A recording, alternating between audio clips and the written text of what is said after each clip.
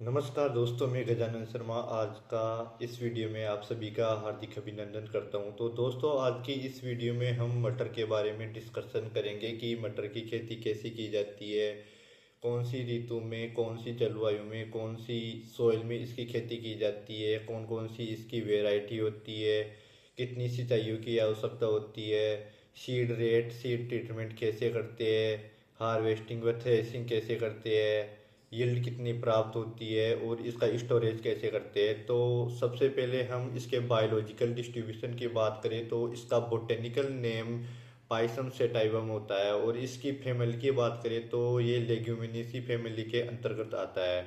और इसके chromosome number की बात करें तो 2n बराबर इसमें 14 क्रोमोजोम नंबर होते हैं। और उत्पत्ति की बात करें तो इसकी उत्पत्ति भूमध्य सागर में मानी जाती है। और इसके डिस्ट्रीब्यूशन की बात करें तो रूस, फ्रांस, जर्मनी, अमेरिका, भारत आदि देशों में इसकी डिस्ट्रीब्यूशन माना जाता है। उसके बाद में जलवायु की बात करें यानी कि इसका क्लाइमेट की बात करें तो ये नम व ठंडी जलवायु की फसल है और इसके अंकुरण के लिए 22 डिग्री सेंटीग्रेड तापमान की आवश्यकता होती है।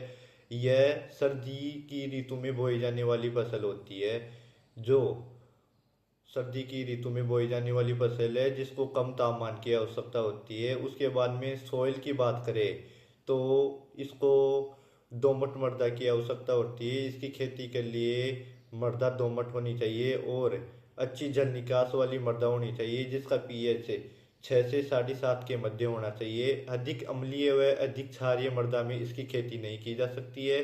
और खेत की तैयारी की बात करें यानी कि लैंड ऑफ प्रिपरेशन, इसकी भूमि कैसे तैयार करते हैं तो खरीफ की फसल कटने के बाद में इसकी खेत तैयार किया जाता है। 2 से 3 जुताई की जाती है ताकि मृदा भुरभुरी व ढीली हो जाए, आसानी से जल निकास हो जाए और इसका अंकुरण करे तो वह आसानी से ग्रोथ कर ले, आसानी से अंकुरित हो जाए। उसके बाद में हम डिस्कशन करेंगे इसके इम्प्रूव्ड वेराइटी के बारे में। इसकी कौन कौन सी इम्प्रूव वेराइटी है और कितनी उपज होती है, कितने दिनों में तैयार हो जाती है। तो इसकी अलग अलग वेराइटी है जैसे आरके, शुभ्रा, पारस, अंबिका, बोनविले आदि इसकी प्रमुख वेराइटी है जो 70 से 100 दिन में पककर तैयार हो जाती है। और इसके उपज की बात करें तो 80 से 90 क्विंटल प्रति हेक्टेयर इसकी उपज प्राप्त होती है। इसके बाद में इसके सीड रेट और सीड ट्रीटमेंट की बात करें तो अगेती बोनी किस्मों की बीज दर 100 से 120 केजी प्रति हेक्टेयर होती है और देर से पकने वाली लंबी किस्मों की बीज दर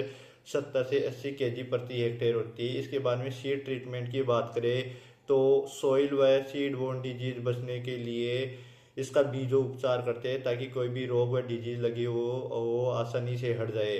तो सीड ट्रीटमेंट के लिए थायरम बाविस्टिन से इनका बीजो उपचार करते हैं ताकि कोई भी रोग व डिजीज लगी हो वो आसानी से हट जाए और अच्छा प्रोडक्शन प्राप्त हो। उसके बाद में सोइंग टाइम की बात करें मतलब मटर की खेती कब करते हैं तो मटर की खेती मध्य अक्टूबर से नवंबर के मंथ के मध्य करते हैं, जिस समय ज़्यादा तापमान नहीं होता और अच्छा अनुकूल समय होता है, उस समय इसकी सोइंग करते हैं। उसके बाद में सोइंग मेथड की बात करें कि मटर को किन किन विधियों द्वारा बोया जाता है तो सबसे पहले है कतार बोने विधि, उसके बाद में कुंड विधि और तीसरी है सीड ड्रिल विधि आदि विधियों से इसकी सोइंग करते हैं। और बीज की बुआई 4 से 5 सेंटीमीटर की गहराई तक करते हैं ताकि इसका अंकुरण आसानी से हो जाए। उसके बाद में इरिगेशन की बात करें तो इसको प्रमुख 2 सिंचाइयों की आवश्यकता होती है। पहली सिंचाई बुआई के 30 से 40 दिन बाद में करते हैं और दूसरी सिंचाई पॉड फिलिंग स्टेज यानी कि फलियों में दाना बनते समय सिंचाई करते हैं जो 60 से 70 दिन बाद में की जाती है। उसके बाद में इंसेक्ट की बात की जाए तो इनमें कौन कौन से इंसेक्ट लगते हैं तो इनमें तना छेदक, फली भेदक, एफिड, स्टेम बोरबर और पोड बोरबर आदि इंसेक्ट लगते हैं जिसका कंट्रोल फ्यूराडोन एंडोसल्फोन आदि से किया जा सकता है। उसके बाद में डिजीज की बात करें कि मटर में कौन कौन सी डिजीज लगती है तो मटर में विल्ट लगती है, रूट रोड लगता है, डाउनी मिल्डी लगता है, पाउडी मिल्डी लगता है, ब्लाइट लगता है आदि प्रमुख रोग लगते हैं जिसका इंसेक्टिसाइड, पेस्टिसाइड आदि से छिड़काव करके इन रोगों से बचा जा सकता है। उसके बाद में हार्वेस्टिंग व थ्रेसिंग की बात की जाए तो फलियां पीली व हल्की हल्की सूखने के बाद में इसकी हार्वेस्टिंग कर ली जाती है, ताकि फलियां कम से कम झड़े और अच्छा उत्पादन प्राप्त हो सके।